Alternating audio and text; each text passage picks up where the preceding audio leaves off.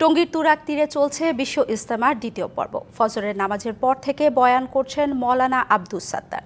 তাৎক্ষণিকভাবে ওই বয়ান বাংলায় তর্জমা করছেন মুফতি আজিম উদ্দিন।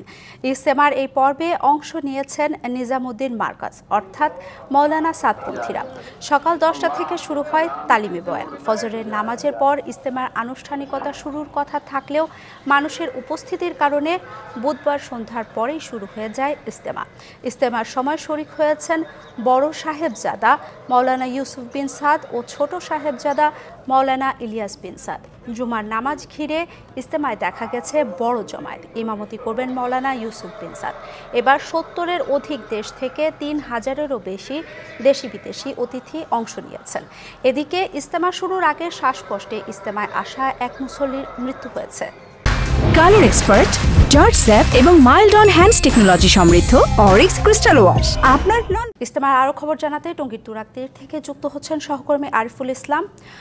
আরিফ, ইজতেমার এ পর্বে মুসল্লিদের সমাগম কেমন দেখছেন এবং সার্বিক ব্যবস্থাপনা সম্পর্কে জানাবেন আমাদের। পূর্বের সংবাদে আমি জানিয়েছিলাম যে যেহেতু আজকে জুমাবার, এর পাশাপাশি আজকে শবে বরাত রাত, সেই উপলক্ষেই কিন্তু শুধুমাত্র যে এই টঙ্গী তুরাগ তীরের ময়দানে মুসল্লিদের যে সমাগম রয়েছে বা সাথীরা যারা আসছেন সফরে, তারা তাদের বাইরেও আসলে ঢাকার আশেপাশে এই জুমা নামাজ আদায় করতে এসেছেন।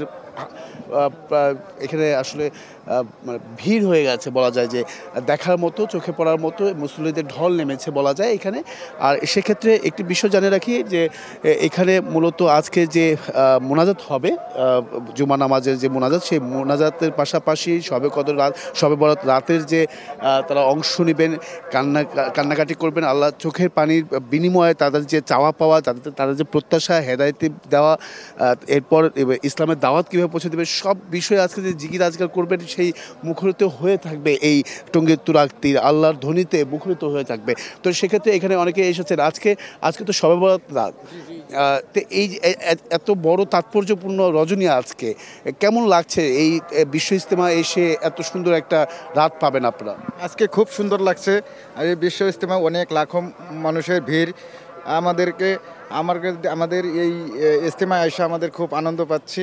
আমাদের এই ইজতেমা আজকে শবে বরাতের রাত, আল্লাহ তাআলা আমাদেরকে অনেক হেদায়েত দান করবেন এবং আমরা খুব খুশি আজকের।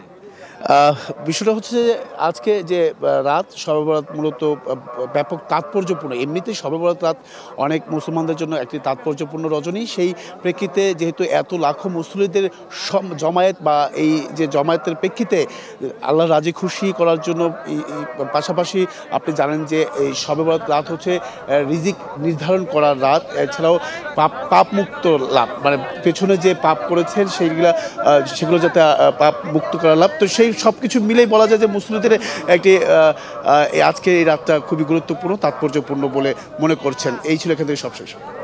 আরিফ, ধন্যবাদ আপনাকে।